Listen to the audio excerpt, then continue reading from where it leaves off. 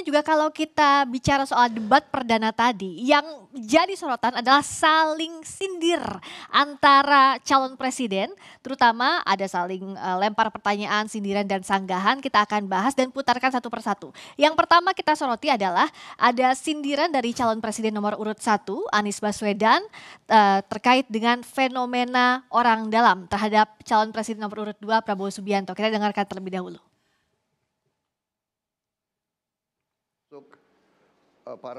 Jadi menggunakan teknologi yang disampaikan Mas Anies sudah betul. Fenomena ordal ini menyebalkan. Di seluruh Indonesia kita menghadapi fenomena ordal. Mau ikut kesebelasan ada ordalnya. Mau masuk jadi guru ordal. Mau daftar sekolah ada ordal. Mau dapat tiket untuk konser ada ordal. Ada ordal di mana-mana yang membuat meritokratik nggak berjalan. Yang membuat etika luntur. Dan ketika fenomena ordal itu bukan hanya di masyarakat, tapi di proses yang paling puncak terjadi ordal, maka rakyat kebanyakan, dan ini saya rasakan beberapa waktu yang lalu, beberapa orang guru berjumpa dengan saya dan mereka mengatakan, Pak, di tempat kami pengangkatan guru-guru itu mendasarkan ordal. Kalau tidak ada ordal, nggak bisa jadi guru, nggak bisa diangkat. Lalu apa jawabannya? Atasan saya bilang, wong yang di Jakarta aja pakai ordal, kenapa kita di bawah tidak boleh pakai ordal? Negeri ini rusak apabila tatanan itu hilang. Demokrasi, kekuasaan tertinggi ada di rakyat. Hakim yang tertinggi adalah rakyat. Tanggal 14 Februari, rakyat yang akan mengambil keputusan. Kalau kami tidak benar, salah, berkhianat, rakyat yang akan menghukum kami. Waktu masih ada, Bapak? Saya ke Mas Rizal dulu, gimana tanggapannya tadi soal fenomena ordal dan lunturnya etika? Tapi tadi disebut juga sama Pak Anies, bahkan di posisi puncak aja ada ordalnya. Ya, sebelum ke situ saya mau menanggapi tadi yang dari panelis Mas Usman. Saya perlu meluruskan istilah konservatif itu ya. Saya kira itu kategori yang tidak tepat karena tidak melihat secara komprehensif apa yang disampaikan oleh Pak Prabowo tadi. Misalnya di masalah Papua ya. Memang disebutkan dengan diksi tadi separatisme, teroris. Kita harus bertanya dengan kosakata apa kita untuk menyebut ada kelompok bersenjata yang punya bendera sendiri dan ingin merdeka. Tolong sebutkan kosakata apa yang perlu disebutkan. Sebentar. Jadi enggak, sebentar, saya selesaikan dulu. Ini kan giliran saya. Setelah ini saya tanggapi kemudian teroris.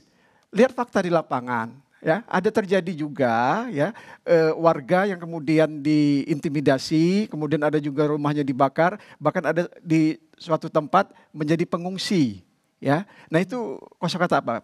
Penggunaan kosakata kita bisa berdebat, tapi fakta di lapangan seperti itu. Nah belum lagi tadi Pak Prabowo menyebutkan ada hal-hal lain yang setuju, dialog setuju, keadilan untuk Papua setuju, kemudian merangkul yang ada di sana setuju. Bahkan kalau dilihat di luar acara debat tadi ada statement yang disampaikan Pak Prabowo soal Papua itu. Beliau akan menggunakan soft approach. Itu ada jejak digitalnya bisa ditemukan. Dan kemudian memberikan penawaran tertinggi untuk mengupayakan penyelesaian Papua. Yaitu melalui amnesti. Nah jadi itu saya ingin luruskan ya. Nah kemudian soal ordal tadi. Ini kan kaitannya dengan etika. Jadi kalau dipahami secara keseluruhan. Itu memang ada perkara 90 yang diputus oleh MK, yang kemudian dari itu memunculkan dibentuknya MK-MK. Tetapi di dalam putusan MK-MK itu tidak ada menilai soal putusan 90. Nah kemudian dalam perkembangannya ada lagi perkara lain, perkara 141. Di dalam perkara 141 itu 8 hakim secara keseluruhan tidak ada dissenting opinion, ya, kemudian tanpa ada keterlibatan satu hakim lain yang disebut-sebut soal etika, itu ternyata sepakat bahwa tidak ada masalah dengan putusan perkara nomor 90. Nah jadi persoalan apa dengan itu? Nah, saya kira itu. Tadi ada dua hal yang berbeda, biar lurus dulu di sesi ini ke Bung Usman dulu, nanti baru soal yang etika tadi ke Bung Teguh Juwarno. Silakan ke Mas Jadi Usman dulu. lalu istilah apa katanya kan yang lebih tepat daripada separatis? Kalau seandainya kita membaca kajian Lemhanas, Lembaga Ketahanan Nasional milik pemerintah, kajian per Februari, mereka menyatakan bahwa kelompok pro kemerdekaan Papua, termasuk yang bersenjata, itu lebih tepat disebut sebagai kelompok pembebasan, bukan kelompok teroris. Kelompok teroris dan kelompok separatis ini sebenarnya dua istilah yang sangat bermasalah. Karena ketika disematkan kelompok teroris, pendekatan hukumnya menjadi pendekatan hukum yang luar biasa. Padahal mereka tidak bisa disebut sebagai kelompok teroris. Jadi kalau Anda baca kajian Lemhanas, itu ada rekomendasi yang begitu banyak. Kelompok pembebasan bersenjata, kelompok pro kemerdekaan, kelompok insurgency gitu. Laporan Komnas HAM, tempatnya di mana Bung Munaf Rizal ini pernah bekerja, juga tidak menggunakan istilah itu. Mereka lebih menggunakan istilah kelompok pro kemerdekaan bersenjata. Bahkan Komnas HAM, tempat lembaga Bung Munaf Rizal ini bekerja, juga merekomendasikan dialog. Kalaupun Prabowo akhirnya setuju dialog, itu karena dua calon mengatakan perlunya dialog. Sehingga Prabowo seperti merasa kalah set. Sehingga dia harus mengikuti suasana semua saya kira mengusulkan tidak, ya. dialog itu. Begitu disampaikan. Tunggu dulu, Anda tadi minta Anda selesai, saya belum selesai. Gitu ya. Jadi saya kira dalam kasus-kasus yang lainnya kelihatan sekali, misalnya dari putusan MK disebut ya.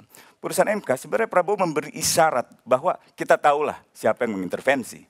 Sebenarnya yang tidak dikatakannya adalah yang mengintervensi penguasa.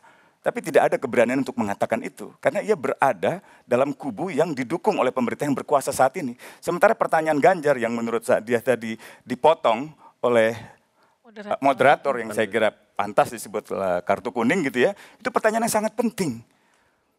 Pertanyaan itu bisa sebuah tanggapan. Ada yang disebut sebagai rhetorical question. Jadi orang bisa mengajukan pertanyaan bukan untuk dijawab, tetapi untuk mengatakan pendapatnya dalam bentuk pertanyaan. Jadi pertanyaan Ganjar tadi sebenarnya pernyataan yang sangat menohok. Tapi itu justru dihindari oleh yang ditanya dan oleh moderator sendiri. Saya kira itu kritik buat KPU dan moderator sekaligus. Ya, jadi ketika Pak Prabowo menyampaikan bersedia untuk memberikan penawaran tertinggi untuk menyelesaikan masalah Papua dalam bentuk amnesti yang belum tidak ada di dalam debat tadi. Enggak, saya ingin menyampaikan kita bahas debat. Enggak, saya ingin menyampaikan soal dialog. Ya tapi kita bahas sebentar, debat. nanti sampai ke sana. Ketika menyampaikan itu, maka itu kan tidak akan serta-merta. Itu akan ada prosedur yang harus dilalui. Nah, ada komunikasi dialog. Nah, berarti apa? Berarti bersedia untuk berkomunikasi dengan pihak-pihak itu. Prabowo menaruh kecurigaan tinggi pada asing. Ya, ini retorika konservatif, retorika para populis leaders di dunia yang selalu mengutakan bahwa masalah di dalam negeri kita adalah asing. Padahal masalahnya adalah kebijakan negara yang salah. Itu yang harus dikritik. Gitu. Soal HAM ini kita akan perdalam lagi. Kalau Bung Teguh tadi menjawab apa yang tanggapan dari Bung Rizal? Saya mau izin singkat saja. Paling tidak saya ingin memberikan tanggapan terhadap jalannya tadi perdebatan. Satu hal yang perlu kita apresiasi terhadap seluruh kandidat bahwa perdebatan putaran pertama sudah berlangsung sangat dinamis, bagus sekali, ini sebuah pembelajaran politik yang baik buat publik kita.